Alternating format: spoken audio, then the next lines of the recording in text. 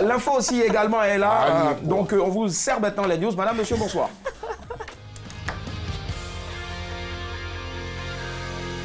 Le ton presse, évitons le stress.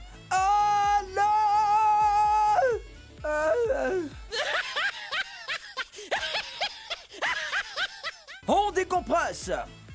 Bienvenue dans les news de Madame et Monsieur. Bonsoir, ça va, bonne arrivée. Bonne arrivée les amis. Commençons aujourd'hui avec sommeil. Se réveiller tôt conduit au succès. Certaines études démontrent que le fait de se lever tôt le matin peut être l'une des clés du succès. C'est que les artistes, ils m'ont dit quoi? Et ils veillent la nuit, ils dorment, ils se réveillent à 18h encore pour aller presser là, ils sont là, non? Selon des experts, les gens qui se réveillent très tôt le matin anticipent plus facilement et prennent plus d'initiatives. Ces mêmes experts disent aussi que le fait de se réveiller tôt dépend des gènes. Ça veut dire qu'il y a des gens qui sont nés pour se réveiller tôt et d'autres non. Les mêmes experts concluent que chacun doit chercher ce qui lui convient le mieux. Et ne surtout pas écouter ni copier les leaders d'opinion et autres influenceurs. Vous avez la chance de préciser ce côté, mais ça va préciser. Patrimoine culturel, la danse Djanou est en danger. La Djanou est une danse d'exorcisme du peuple lacan. Ce puissant rituel, pratiqué par les femmes et interdit aux hommes, est menacé de disparition.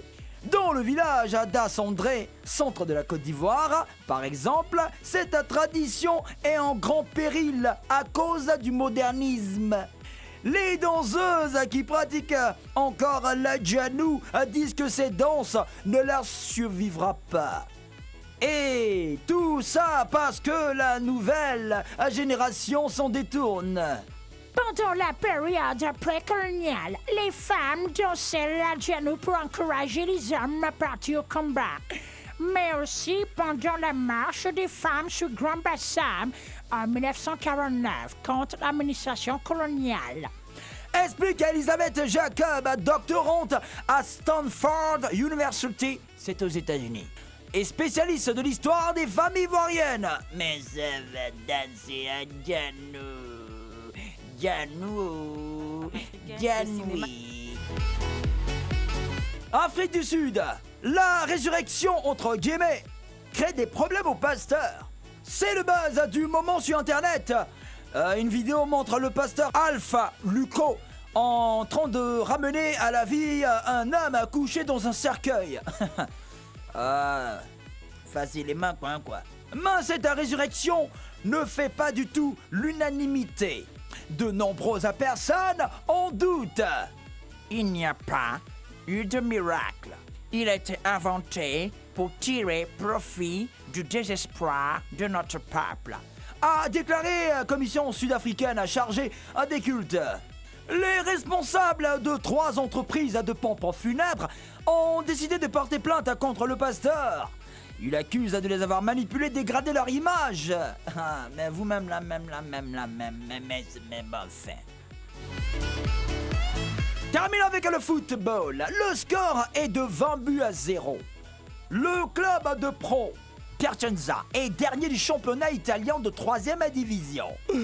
L'équipe n'a plus d'argent alors ses joueurs et ses entraîneurs ont fui. Après 3 matchs perdus sur tapis vert, le club a risqué une exclusion en cas de nouveau forfait. Pour sauver les meubles, les dirigeants ont aligné une équipe de 7 joueurs composée d'enfants et de soigneurs. Sans entraîneur, Pro Piacenza vient d'être laminé sur le score de 20-0. Ce match encore c'est un insulte pour notre sport, a déclaré le président de la Fédération italienne de football. Résultat, Pro Piacenza a été exclu du championnat et devra payer une amende de 20 000 €. 13 millions de francs CFA. On dirait forfait mieux, hein, les gars. Basé vraiment. Mais ça va aller.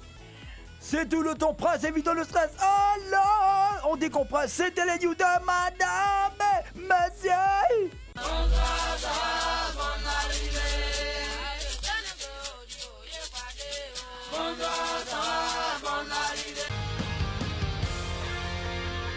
Enfin, de retour pour ceux qui nous prennent en marche, nous sommes en direct sur RTI 2. Madame, monsieur, bonsoir. Votre quotidienne tous les soirs en semaine à 19h45, rediffusion le lendemain à partir de 8h15 et 15 minutes, sans oublier bien sûr le best-of le dimanche à 7h. Voilà, merci.